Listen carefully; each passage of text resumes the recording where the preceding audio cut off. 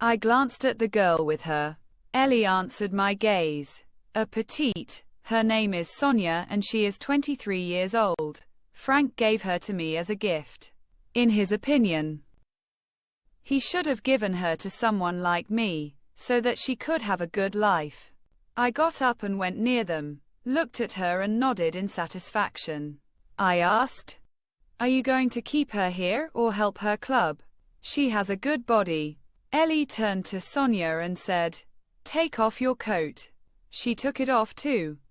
I did not ask her to take off her clothes because the girl belonged to Ellie, even though Ellie was my daughter and was following my profession, but I knew that she liked to own, in her own sphere and privacy, things that she either earned herself or I gave her. I said, "Very good. She's really pretty. You're lucky girl. You've got a nice lady. When are you going to pick up Frank's shipment?" "I'll be there tomorrow at 8 a.m., when it's loading. Take care of yourself and try to get back early. Now that I promised Barbara I'd find her kids, I'm going to keep it. It'll give us more credibility. She's a woman you can work with and trust. Unlike Emile, she's stubborn and hard-hearted, but she's worth it." "Sure, I'll come with you too." She ordered Sonia to put her clothes back on and then they left my office. I checked myself in the mirror for the last time. Otherwise I'd have to put up with Ellie's nagging. I went to the car with Lara, Anissa, and Derek. When I wanted to get in, I paused when I saw the girl lying in front of Eli's feet. I got in. I gently stroked her head and long hair and continued to her back. Lara and Anissa just looked at her. When we got to the club, before getting out, Ellie said to Sonia, "You don't want to walk there on all fours. You'll take off this dress, just like in Frank's office." Sonia barked in response. We entered the club. The club was an hour away from opening. The cleaners were cleaning and dusting the hall and the dance floors with poles, the chairs and tables next to the sofas in the luxurious part of the club. After them, the waiters were putting bottles of drinks in buckets on the table and filling them with ice to cool them. The girls were also reviewing the dance they wanted to perform on the platform. I watched them from the side of the stage and sometimes encouraged them, and they responded with distant kisses and winks. I said, "Tonight, how many of you want to dance privately?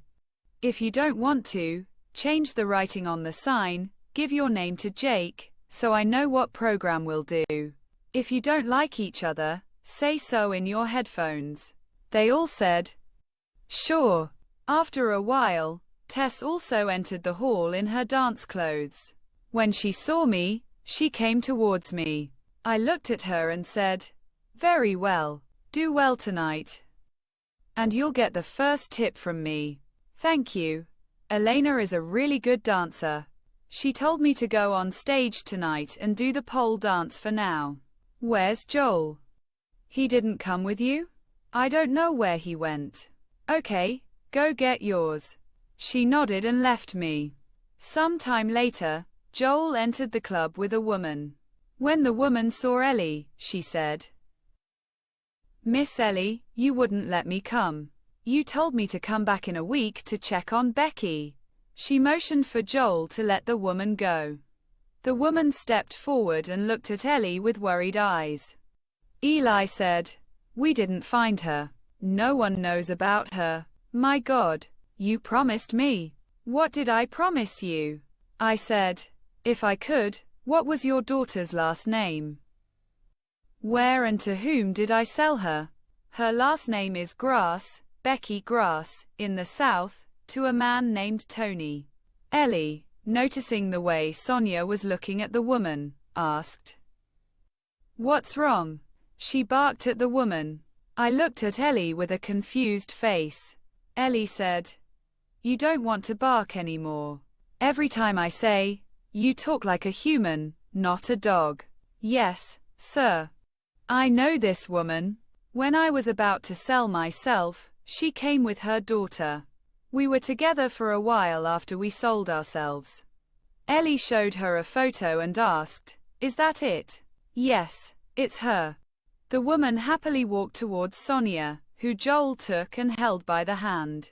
She said, "Didn't you see what happened to my daughter? Where is she?"